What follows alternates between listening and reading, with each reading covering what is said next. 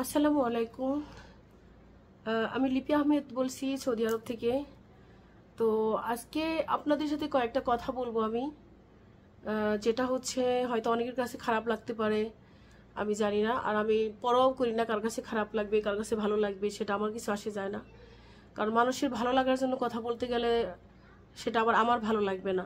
তো আমার যেটা ভালো লাগে আমি সেটাই বলবো, আমি যেটা বুঝি সেটাই বলবো। তো আমি এখন সৌদি আরবে আসছি বর্তমান। তো বাংলাদেশে থেকে সম্পূর্ণভাবে বিচ্ছিন্ন বলা যায়, কারণ আমি ফোন করলে শুধু হ্যালো হ্যালো, শুনি না মা, শুনি না, এই লিপি শুনতেছি না, বা আমি বলি বাবা শুনি না, ভাই শুনি না, এরকম। বা আত্মীয় স্বজন শুনি না, তারাও শুনতে পায় না ঠিক মতো। টাকা রিচার্জ করেই কথা বলতেছি, ইন্টারনেট তো ভুলে গেছি, ইন্টারনেট তো নাই। তো এটা হচ্ছে আমাদের মধ্যযুগের মানে কাহিনীগুলো শুনেছি, দেখি নাই, তার চেয়ে ভয়াবহ একটা সময় যাচ্ছে। তো এটা কাম্য না কারোরই, যে এই প্রযুক্তি, এই যে সুবিধা, এখন যে একটা যুগ, এত সুন্দর প্রযুক্তি থাকা অবস্থায় আমরা আমাদের বাংলাদেশ থেকে সম্পূর্ণভাবে বিচ্ছিন্ন। আত্মীয় স্বজনের সাথে কথা নাই, আত্মীয় স্বজনের সাথে একটু দেখতে পারছি না মুখটা। অনেক অনেক প্রবাসীদের মা বাবা ভাই বোন আত্মীয় স্বজন মারা যাচ্ছে, তারা দেখতে পাচ্ছে না শেষ দেখাটা। একটু ভিডিও কলে আজকাল দেখি, মারা গেলে ভিডিও কলে দেখায়, শেষ দেখাটা দেখায়। তারপর একটু অসুস্থ হলে ভিডিও কলে কথা বলে মনে একটু শান্তি লাগে, যে দেশে আছে তারও একটু শান্তি লাগে। তারপর যে এখানে আছে মানে আমাদের প্রবাসী আছে আমরা যারা, তো এখানেও একটু ভালো লাগে আর কি। সরি, ওই আমার বাচ্চা লাইট বন্ধ করে দিয়েছিল, যার কারণে আমি লাইটটা আবার চালু দিলাম। তো যেটা বলতে চাচ্ছিলাম, আরো কথা তো অনেক আছে, অনেক মনের ভিতরে অনেক কথা, সব কথা তো আর বলা যায় না। তো বলতে পারি না, আমাদের মুখটা বন্ধ, সেলাই এখান থেকে সেলাই সেলাই সেলাই সেলাই করে দিছে। তো যাই হোক, একটা কথা বলতে চাই যেটা না বললেই হচ্ছে না। মানে আমার মনের ভিতরে আজ দুদিন ধরে খুব ছোটবেলার একটা কাহিনী মনে পড়ে গেছে। গল্পটা হচ্ছে বাস্তব, মানে এটা কোনো ভুয়া গল্প না, কাহিনী না, এটা হচ্ছে বাস্তব একটা গল্প। তো সেটা হচ্ছে কি, আমাদের বাড়ির পাশে এক ভাই ছিল, আমাদের রক্তের কোনো সম্পর্ক নাই, ওনার বউ পিটাইতো প্রতিদিন, উনি খুব পিটাইতো খুব পিটাইতো, লাঠি দিয়ে, হাত দিয়ে, পাও দিয়ে, লাথি মাইরা, কিলাইয়া ঘষা ইচ্ছা মতো মারতো।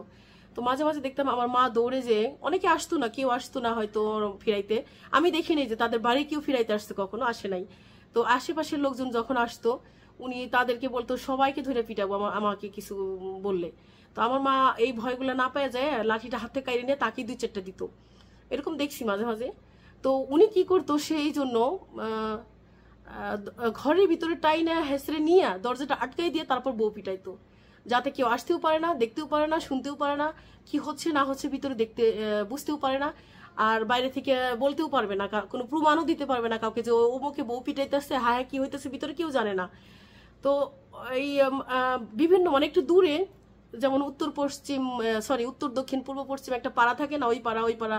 তো এত চিল্লাইতো মহিলাটা, দূর থেকে আওয়াজ আসতো, তারা এসে ওকে অপমান করতো ওই ভাইটাকে। তো তো দেখা গেছে সেই কারণে উনি খুব বুদ্ধি, খুব চালাকির সাথে ঘটনাটা কি করছে, উনি দরজাটা আটকাই দিছে বউটা ভিতরে নিয়ে, তারপর পিটাইতেছে। কত একটা শান্তি তার মনে, দেখেন। তো আমাদের দেশের অবস্থা সেম হয়ে গেছে এখন ভাই। ঠিক আছে প্রবাসী ভাই ও বোনেরা, মানে আপনাদের সাথে এগুলো বলতেছি, শেয়ার করতেছি, বিশ্বাস করেন একটা বাস্তব ঘটনা বলতেছি আর কি। তো আমাদের দেশের অবস্থা কিন্তু সেম হয়ে গেছে, একটু চিন্তা করে দেখেন।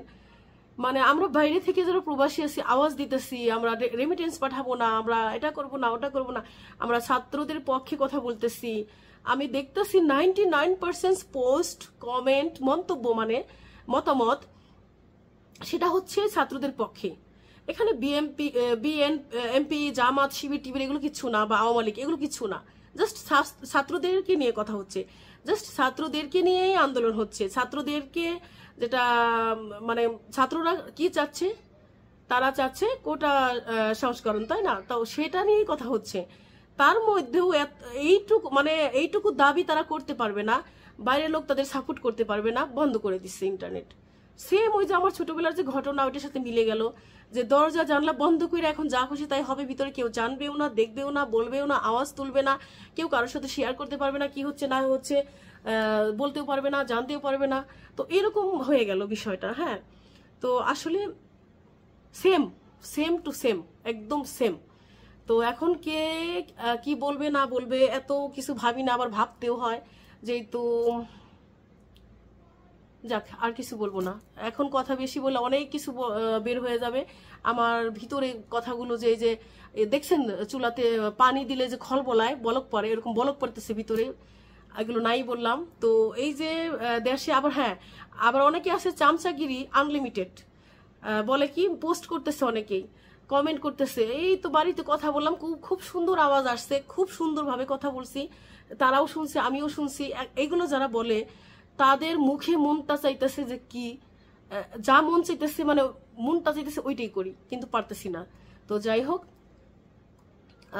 সবকিছু তো বলা যায় না, বুঝছেন, বুঝে নিন। তো যাই হোক, তো যারা এগুলো বলতেছে তারা আনলিমিটেড চামচা। আবার একজনের পোস্ট দেখলাম, সেও প্রবাসী, সে লিখছে কি, বছরে একবার খবর নেয় না, মা বাবার কথা বলে না, আর তারা এখন দরদ উতলে উতলে পড়তেছে, ইন্টারনেট নাই বাংলাদেশে সেই জন্য। আরে বেটা, তোমাদের তো অভিভাবকের অভাব নাই, তোমরা ফোন নাও করতে পারো, আমাদের তো অভিভাবক নাই আর কোনো, মা বাবা ছাড়া। মা তো দুনিয়াতেই নাই, আমার মা চলে গেছে, আছে বাবা, তাই না? তো আমি তো প্রতিদিন একবার দুইবার ফোন করি, আমি ফোন না করলে আমার বাবা ফোন করে, আমার ভাই ফোন করে, আমার আত্মীয় স্বজন ফোন করে। হ্যাঁ, তো হয়তো তোমাদের ক্ষেত্রে এটা হইতে পারে, তোমরা বিচ্ছিন্ন, তোমরা কেউ কারো খোঁজ খবর নাও না, কারণ তোমাদের অভিভাবকের তো অভাব নাই। আরে ভাই, তোমরা কি বলতেছো এগুলো প্রবাসী হইয়া? হ্যাঁ, তোমাদের সত্য ন্যায় অন্যায় কি বুঝো না? বোধ নাই, আসলে বোধ নাই, আসলেই বোধ শক্তি নাই। তো আমরা মানুষ, অথচ আমাদের বোধ শক্তি নাই, বুঝছেন? কি বলবো? তো এখন বেশি কথা বললে বেশি অনেক কিছু বের হয়ে যাবে, আগেই বললাম। তারপরে তো বন্ধ করতে পারতেছেন, একটার পর একটা কষ্ট মনেই হইতেছে। তো আজকের মতো এই পর্যন্ত, আল্লাহ হাফিজ, সবাই ভালো থাকবেন, বাই বাই বাই বাই।